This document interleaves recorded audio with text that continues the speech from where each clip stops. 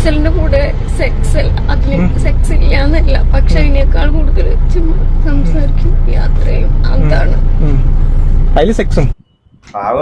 നമസ്കാരം, പുതിയൊരു വീഡിയോയിലേക്ക് എല്ലാവർക്കും മുഹൂർത്തമായ സ്വാഗതം. അപ്പോ 2 ദിവസമായിട്ട് സോഷ്യൽ മീഡിയയിൽ കറങ്ങുന്ന ഒരു 2 ദിവസം ഇന്നലെ മുതൽ സോഷ്യൽ മീഡിയയിൽ കറങ്ങുന്ന ഒരു വീഡിയോ ക്ലിപ്പുണ്ട്.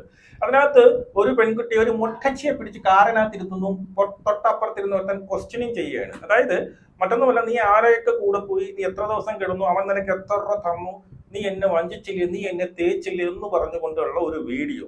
ആ വീഡിയോ ആണ് ഇപ്പൊ കിടന്ന് വൺ വൈറലാകുന്നത് എന്നുള്ളതാണ്. പണ്ട് നമ്മുടെ ഓട്ടോക്കാരൻ മറ്റേ സ്വന്തം ചേച്ചിയുടെ ഭർത്താവിനെ അടിച്ചുകൊണ്ടുപോയ ഒരു ഓട്ടോക്കാരന്റെ കേസ് നിങ്ങൾക്ക് അറിയാമല്ലോ. ഒരു ഓട്ടോക്കാരനും ചേച്ചിയുടെ അനിയത്തി, ആ സെയിം സാധനം വന്നിട്ടുണ്ട് എന്നുള്ളത്. നമുക്ക് ആദ്യം അതൊന്ന് കണ്ടു നോക്കാം. ചിരിച്ചിരിച്ച് ചാവാനുള്ള സംഭവങ്ങളുണ്ട് കേട്ടോ. കൂടെ കിടന്നു പറ, ഈ ഫസലിന്റെ വട്ടം എത്ര വട്ടം കിടന്നു? വളരെ മാന്യമായിട്ടുള്ള ക്വസ്റ്റ്യൻ. നീ ഫസലിന്റെ കൂടെ എത്ര വട്ടം കിടന്നു? കൃത്യമായിട്ട് പറഞ്ഞാൽ ഫസലിന്റെ കൂടെ നീ എത്ര പ്രാവശ്യം കിടന്നു? പാവോടാ, മുട്ടച്ചി നോക്കടാ, എന്ത് പാവം. 3-4 വട്ടം. എവിടെ വെച്ചിട്ട്? വളരെ സത്യസത്യമായിട്ട് ഉത്തരം പറഞ്ഞു. 3-4 വട്ടം, കൂടുതലൊന്നും പോയില്ല. 4 വട്ടം. നീ എവിടെ വെച്ചിട്ട് എന്നുള്ളതാണ് ക്വസ്റ്റ്യൻ. ഇനി പേടിപ്പിച്ചിട്ട് പറയിക്കുന്നൊക്കെ പറയും, അതൊക്കെ എന്റെ കാര്യം. എവിടെ വെച്ചിട്ട്?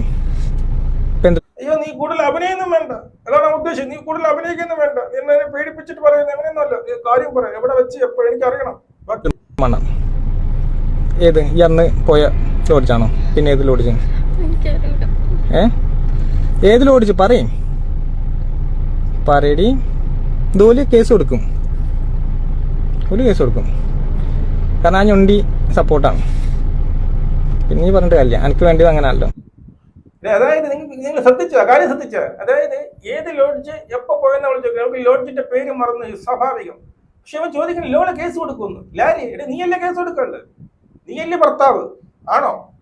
നീ നിന്റെ ഭാര്യയാണ് മറ്റൊരു അടുത്ത് പോയെന്ന് നീ പറയണത്. ലോറി കേസ് കൊടുക്കും, ഏതോ ഞൊണ്ടി കേസ് കൊടുക്കുന്നു. അപ്പൊ അതിനർത്ഥം ലെവൻ ഭർത്താവല്ല, ഇത് വേറെ ഏതോ ലൈനാണ്. ബാക്കി കേൾക്കുമ്പോൾ നിങ്ങൾക്ക് വ്യക്തമായിട്ട് മനസ്സിലാവും. ഇത് പറ, എത്ര വട്ടം, എവിടെ വെച്ചിട്ട്? അല്ലെങ്കിൽ ഞാൻ തല്ലും. പറയും. ഭർത്താവല്ലേ, അതിന്റെ അവകാശമൊക്കെ ഉണ്ടേ. എത്ര വട്ടം, എവിടെ വെച്ചിട്ട്? ഇല്ലെങ്കിൽ ഞാൻ തല്ലും. നമുക്ക് തെറ്റ് പറയാൻ പറ്റില്ല. ഭർത്താവല്ലേ, സ്വന്തം ഭർത്താവ് പറയും. ബാക്കി പറയാം. മിനിഞ്ഞാന്ന് പോയിനോ? Yes or no? ഉറപ്പാണ്? മിനിഞ്ഞാന്ന് പോയിനോ? Yes or no? Yes or no പറഞ്ഞാൽ മതി, ബാക്കിയൊക്കെ ഞാൻ ഏറ്റു. Yes or no? മിനിഞ്ഞാന്ന് നീ പോയിനോ? ഉറപ്പാണ്? ഉറപ്പാണോ? മിനിഞ്ഞാന്ന് പോയിനോ ഇല്ലേ? പോയിക്കണോ ഇല്ലേ? പറയേ. മിനിഞ്ഞാന്ന് പോയിക്കണോ ഇല്ലേ? പോയി. എവിടെ വെച്ചിട്ട്? തൃശ്ശൂർ. ഏതിൽ ഓടിച്ചു? ഓൻ കൊണ്ടേതാണ് എന്നെ. ഏതിൽ ഓടിച്ചെന്ന് അറിയില്ല. കല്യാണം കഴിഞ്ഞ് 2 കുട്ടിയില്ലേ എനിക്ക്. ഓനെ കുറിച്ച് ഫുൾ ഡീറ്റെയിൽ ഓന്റെ കൂട്ടുകാർ പറഞ്ഞ വോയിസ് നീ കിട്ടില്ലേ? ഓന്റെ പണിയെ കല്യാണം കഴിഞ്ഞ് 2 കുട്ടികളുണ്ടോ നിനക്ക് ആ ഓർമ്മ നിനക്കുണ്ടോ? ഏത് ലോഡ്ജാണ് നിനക്ക് അറിയില്ലല്ലേ? അല്ലേ? നിനക്ക് കല്യാണം കഴിഞ്ഞ് 2 കുട്ടികളുണ്ടോ നിനക്ക് ഓർമ്മയുണ്ടല്ലോ. അത് തെറ്റാണ്. കല്യാണം കഴിഞ്ഞ് 2 കുട്ടികളുണ്ടായിട്ട് വേറെ ഒരാളോട് പോകണം. സ്വന്തം ഭർത്താവിനെ വഞ്ചിച്ച് പോകുന്നത് വളരെ മോശമാണ്.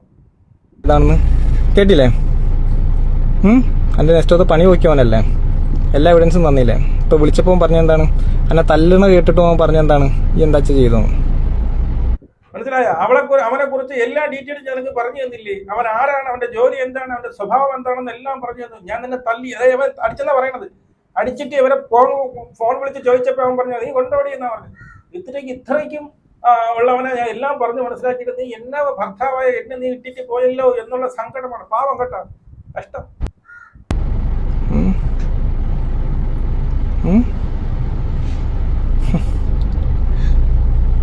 ഇനിയിപ്പോൾ ഞാൻ എന്താ ചെയ്യേണ്ടി? എൻ്റെ 43,000 റുപ്യ 2 കൊല്ലത്തോളം ആവാനായില്ല അല്ലേ? നമ്മള് ഈ 2 കൊല്ലം എന്നെ കൂടെ ഒന്ന് ചതിച്ചു. വളരെ മാന്യമായിട്ടുള്ള ക്വസ്റ്റ്യനാണ്. ഇനിയിപ്പോ ഞാൻ എന്താ ചെയ്യേണ്ടത്? എന്റെ 43,000 രൂപ കണക്ക് പറയുന്നത് കൊടുത്തതായിരിക്കും. എന്റെ 2 കൊല്ലം കൂടെ നിന്ന് ചതിച്ചു. 2 കൊല്ലം കൂടെ നിന്ന് 2 കൊല്ലം ആയാലും, പക്ഷെ 2 കുട്ടികളുണ്ടെന്നും പറയുന്നത്. ചിലപ്പോ ഇരട്ട കുട്ടികൾ, അത് റെസ്റ്റ് കൊടുത്ത് കാണില്ല. സ്വാഭാവികം. ഭർത്താവല്ലേ, നോക്കാം. കാല് പിടിച്ച് ഞാൻ പറഞ്ഞതാണ് എന്നോട്, എനിക്ക് ഓനെ വേണോ ഈ പൊയ്ക്കും. എന്നിട്ടും എൻ്റെ കൂട്ടാനിക്ക് വിളിച്ചിങ്ങാണ്ട് ഓനിക്കൊരു ഗിഫ്റ്റ് കൊടുക്കണം, വാങ്ങിച്ചു കൊടുക്കണം.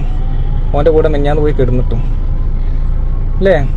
കാല് പിടിച്ച് പറഞ്ഞിട്ട് കൂടി നീ കേട്ടില്ലല്ലോ എന്നാ പറയുന്നത്. എന്റെ കൂട്ടുകാരൻ എന്തിനാണ് ഗിഫ്റ്റ് കൊടുക്കണം, എന്നിട്ട് അവന്റെ കൂടെ പോയി കിടക്കേ കൂടി ചെയ്തു. ആ ഭർത്താവിന്റെ ആ ഒരു വേദന നിങ്ങൾ മനസ്സിലാക്കണം. പാപം. അപ്പൊ ഇജ്ജ് പറയാം എനിക്ക് കാമത്തിന്റെ പ്രശ്നമാണ്. എന്താണ് എന്റെ പ്രശ്നം? ഒരു പെൺകുട്ടിയെ വിളിച്ചു നിർത്തി ഫ്രണ്ട് ചെയ്തിട്ട് കാമോ കൂമോ ഒന്നും പറയല്ലടേ, മോശമല്ലടേ. അങ്ങനെയൊക്കെ ആണെങ്കിൽ കൂടി ഇജ്ജെന്നെ പറ, എനിക്ക് എന്റെ പ്രശ്നം എന്താണ്? കാമാണോ? എന്റെ വീട്ടിൽ നിന്നൊക്കെ അടിച്ചു പുറത്താക്കിയല്ലേ ചാടി പോയിട്ട്. എല്ലാം അറിഞ്ഞിട്ട് എന്നെ സ്വീകരിച്ചില്ല ഞാൻ, കല്യാണം കഴിയാത്ത ഞാൻ. സംഭവം കിടപ്പ് വഴി കണ്ട. ഡേയ്, അതായത് നിന്നെ വീട്ടിൽ നിന്ന് അടിച്ചു പുറത്താക്കിയതല്ലേ? 2 കുട്ടികൾ നിനക്കില്ലേ? നിന്നെ ആരടുത്തോ പോയി ചാടി പോയപ്പോഴും നിന്നെ വീട്ടിൽ നിന്ന് അടിച്ച് പുറത്താക്കിയല്ലേ? അപ്പൊ ഞാൻ നിന്നെ സ്വീകരിച്ചതല്ലേ? കല്യാണം കഴിക്കാത്ത ഞാൻ. ഓഹോ, നീ അവളുടെ സ്റ്റെപ്പിനെയാണല്ലേ? അതായത് ഒളിയമ്പാണോ? നീ ഭർത്താവല്ല, ആ 2 കുട്ടികളും നിന്റെ മക്കളും അല്ല. നീ അവളെ ഈ പറഞ്ഞതുപോലെ വെച്ചോണ്ട് അടക്കുകയായിരുന്നു. നിന്നിൽ നിന്ന് വേറൊരുത്തന്റെ കൂടെ ചാടിപ്പോയി എന്നുള്ളതാണ്. അതാണ് നിന്റെ വിഷമം. നീ ഈ ക്വസ്റ്റ്യൻ ചെയ്യണേ കണ്ടപ്പോ ഞാൻ കരുതി നീ ഭർത്താവാണെന്നല്ലേ കരുതി. അതല്ലേ, യവൻ എവിടെ നിന്ന് അടിച്ചോണ്ട് വന്നതാണ്. 2 കുട്ടികളുള്ള ഒരുത്തി അടിച്ചോണ്ട് വന്ന് ഇവിടെ ഇട്ട് അവൻ അതായിരുന്നു. പക്ഷെ ഇവിടെ നിന്നില്ല, ലെവലിൽ ചാടി അവന്റെ കൂട്ടുകാരനോടെ പോയി. ഇതാണ് പ്രശ്നം. കൊള്ളാലോടാ, നിനക്കെന്തിന്റെ പ്രശ്നം? ഇവിടെ അവൾക്ക് കാമമാണെന്ന് നീ പറഞ്ഞു. നിനക്ക് കടി കൃമിയടി, നിനക്കെന്തിന്റെ പ്രശ്നമാണ്? മാമി ലവറാണോ നീ? മാമി ലവർ. നിന്റെ സംസാരം കേട്ടിട്ട് നീ ഒരു കൊച്ചു ചെറുക്കനാണെന്ന് തോന്നുന്നു. ഓക്കെ, പാവടാ, ആ പെണ്ണിനെ നോക്കടാ, ആ പെണ്ണിനെ കണ്ട മുട്ടച്ചി നോക്കടാ, എന്ത് പാവം തോന്നുന്നു. കഷ്ടം. അപ്പൊ എന്റെ പ്രശ്നം എന്താണ്? കാമം. പറയാനുള്ള അവസരങ്ങളാണിത്. അതെ, പറയാനുള്ള അവസരമാണ്. കാമാണ് തുറന്നു പറയാം, എല്ലാം സഹിക്കും. ഓക്കെ, ഹോസ്റ്റലിന്റെ കൂടെ സെക്സ് ഇല്ല എന്നല്ല, പക്ഷെ അതിനേക്കാൾ കൂടുതൽ ചുമ്മാ സംസാരിക്കും, യാത്രയും. അതാണ് അതില് സെക്സും. പാവടാ, എന്ത് സത്യസന്ധം പറഞ്ഞു. അഫ്സലിന്റെ കൂടെ അഫ്സൽ ആരാണ് കൂടെ? സെക്സ് ഒന്നുമില്ല. തെറ്റിദ്ധരിക്കരുത്. നമ്മൾ ഇങ്ങനെ യാത്ര ചെയ്യും, ഇങ്ങനെ സംസാരിക്കും, ഇതേ ഉള്ളൂ. പിന്നെ ഇടയ്ക്കിടയ്ക്ക് ചിലപ്പോൾ നമുക്ക് ബോറടിക്കുമ്പോൾ ഓരോ സെക്സ്, അത്രയേ ഉള്ളൂ. അതായത് ഒരു 100-ൽ 10% സെക്സ്, ബാക്കിയൊക്കെ സംസാരമാണ്. ലോകകാര്യങ്ങൾ, നല്ല ബുദ്ധി വരാനുള്ള നല്ല സ്വഭാവം, എങ്ങനെ നമ്മൾ ഭാവിയിൽ ജീവിക്കാം, അതിനെ കുറിച്ച് സംസാരിക്കും. പിന്നെ യാത്രകൾ, ഉല്ലസിക്കാൻ വേണ്ടിയിട്ടുള്ള ഇങ്ങനെ യാത്രകൾ നമ്മൾ പോകില്ല. സെക്സ് അതിന്റെ ഇടയിൽ ഗ്യാപ്പ് ഉണ്ടെങ്കിൽ മാത്രം. തെറ്റിദ്ധരിക്കരുത്. ഇതിനല്ലേ നമ്മള് പറയണത് വെടിയെന്ന്? മോശം. അങ്ങനെയുള്ളവരെ പറയാ വെടി. ശരി, നീ അങ്ങനെ പറഞ്ഞു. നിന്നെ എന്തെന്ന് പറയൂടെ? നിന്നെ എന്ത് പേരിട്ട് വെടാന്ന് വിളിക്കണോടെ?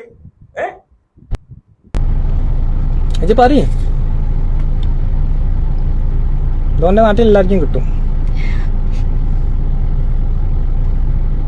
എൻ്റെ ഏട്ടനിക്ക്, എൻ്റെ അമ്മക്ക്, എൻ്റെ കുട്ടിയൊക്കെ കാണും. അന്ന് നീ തല്ലൂല. എനിക്ക് വേണ്ടിയൊക്കെ ഈ പറയുന്നുണ്ട്. ഒരു രക്ഷയില്ല. കൂടെ ഒന്ന് ചതിക്കുമ്പോൾ ആലോചിക്കണം. എവള് തൊഴുത് പറയണ എന്നെ തല്ലരുത് എന്നാ പറയണത്. ഒരു രക്ഷയില്ല. കൂടെ നിന്ന് ചതിക്കുമ്പോൾ ആഗ്രഹം. നല്ല ഇടിയാണ് കൊടുക്കുന്നത് എന്നുള്ളത് മനസ്സിലായി എന്നുള്ളതാണ്. ഇതിനെടുത്ത് പിന്നീട് എപ്പിൽ എന്താ പോസ്റ്റ് എന്നൊക്കെ അവൻ പറയുന്നുണ്ട്. അവന്റെ പറച്ചിലേട്ടൻ സ്വന്തം ഭർത്താവാണ്. അല്ല, ഒളിയമ്പ്, അവന്റെ സ്റ്റെപ്പിനി. മനസ്സിലായോ? അവയെ എവിടെ നിന്നോ അടിച്ചു കൊണ്ടുവന്ന്. ഇവൾക്ക് ഇതാണ് പണിയെന്ന് എനിക്ക് മനസ്സിലാവുന്നത്. 1 അല്ല 2 അല്ല. ആദ്യം ഒരുത്തരുടെ എവിടുന്ന് വിളിച്ചോടി വീട്ടിൽ നിന്ന് ഇറക്കി വിട്ടപ്പോൾ ഇവൻ കയ്യേറ്റി. പിന്നെ അതങ്ങനെ പല കൈ പറഞ്ഞ് വേലി ചാടി പോകുന്നു. അവളെയാണ് പിടിച്ചിട്ട് ക്വസ്റ്റ്യൻ ചെയ്യണത്. നാളെ ഇല്ലടാ, നീ ഇതിനൊക്കെ എടുത്ത് എഫ് ബിയിൽ പോസ്റ്റ് ഇട്ട്. നീ നാറത്തുള്ളൂ. എന്റെ FB തന്നെ അത് പോസ്റ്റും. കൂടെ ഒന്ന് ചതിക്കുമ്പോൾ ആലോചിക്കണം രതീഷ. വേറെ ഓപ്ഷൻ ഇല്ല. രതീഷ, എൻ്റെ GB ഇപ്പം എത്ര പൈസ ഉണ്ട്? സത്യം പറയാം, അപ്പം നോക്കും. പറയും. അതിൽ കൂടുതലുണ്ടെങ്കിലും ഫസല് പൈസ നീ തോന്നി എനിക്ക് ഉറപ്പ്. ഫൈസില് നിന്റെ GB-യിൽ എത്ര പൈസയുണ്ട്? GP-യിൽ, അതായത് ഗൂഗിൾ പേയിൽ എത്ര പൈസയുണ്ട്? അവള് 2000 അവനെന്തോ പറയുന്നുണ്ട്. അതിൽ കൂടുതലില്ലേ? അവൻ കൂടുതൽ പൈസയൊക്കെ തന്നില്ലേ? ഞാൻ നോക്കട്ടെ.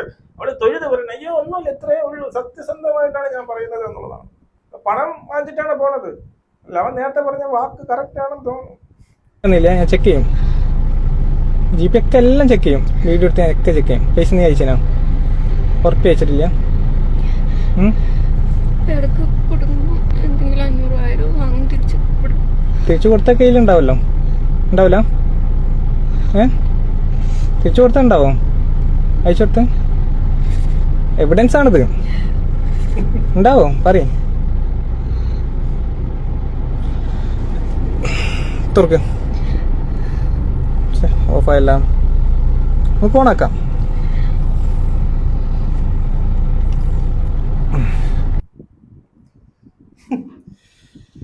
തുറക്കെ, ഓഫായല്ല, നമുക്ക് ഓണാക്കാം. ഇവന്റെ ഈ സംസാരം കാര്യങ്ങളും മുടയൊക്കെ കാണുമ്പോൾ നമ്മൾ വിചാരിക്കും ഇവൻ എന്തോ മറ്റു പുണ്യപ്രവൃത്തി ചെയ്യുന്നതാണ് എന്നുള്ളതാണ്. സ്വന്തം ഭാര്യ ഞാൻ കഷ്ടപ്പെട്ട് വളർത്തി പിന്നീട് പോറ്റിക്കൊണ്ടുവന്ന സ്വന്തം ഭാര്യ എന്നെ ഉപേക്ഷിച്ച് മറ്റൊരു കാമുകൊണ്ടോട് പോയി ഒളിയമ്പ് ചെയ്തപ്പോൾ പൊക്കി വന്നിരുന്ന് സംസാരിക്കുന്നതായിട്ടാണ് നമ്മൾ പൊതുവെ അവന്റെ ആ സംസാര ഭാഷ, അവന്റെ ശരീരഭാഷ അതാണ്. ഞാൻ എന്തോ മറ്റവനോട് കണ്ടുപിടിച്ചേ ഒന്നും അല്ല, അവനെ പോലുള്ള നിന്നെ പലരിൽ ഒരാളാണ് നീ.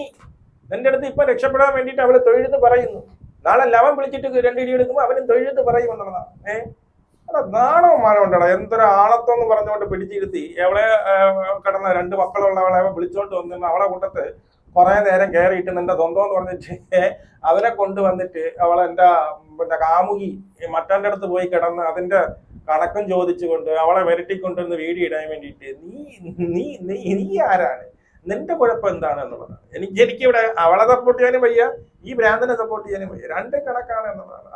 അവൻ നേരത്തെ പറഞ്ഞ പേരിന് ആപ്റ്റ് ആയിട്ടുള്ള ആളാണ്. അപ്പൊ യവനോ കൊച്ചു ചെറുക്കനാണ്, ജെൻസിയൊക്കെയാണ്. തന്നെ മനസ്സിലായോ? എന്ന് വല്ല ഉമ്മയ്ക്കും വാപ്പയ്ക്കും അല്ലെങ്കിൽ അച്ഛനും അമ്മയ്ക്കൊക്കെ ഒരു തൂണായിട്ട് ഒരു തുണയായിട്ട് ആരെങ്കിലും ഈ പറഞ്ഞതുപോലെ കല്യാണം കഴിച്ച് സുഖിച്ചിരിക്കുക. ഇതുപോലെ കിടന്ന് ഓടിയിടന്ന് വേലി ചേട്ടനവളെയൊക്കെ പൊക്കിക്കൊണ്ട് പോയിക്കഴിഞ്ഞാല് അവരെയൊക്കെ ഗർഭത്തിന്റെയും അവരെയൊക്കെ റൂം റെന്റിന്റെയൊക്കെ കണക്ക് നീ എന്നും ഈ പറയുന്ന എഴുതി വെക്കേണ്ടത് വരും. അതിന്റെയൊക്കെ കണക്ക് നിന്റെ തലയിലാകും എന്നുള്ളതാണ്. അയ്യോ കഷ്ടം. നിങ്ങളുടെ അഭിപ്രായം മസ്തേ കമന്റ് നമുക്ക് എടുക്കണം.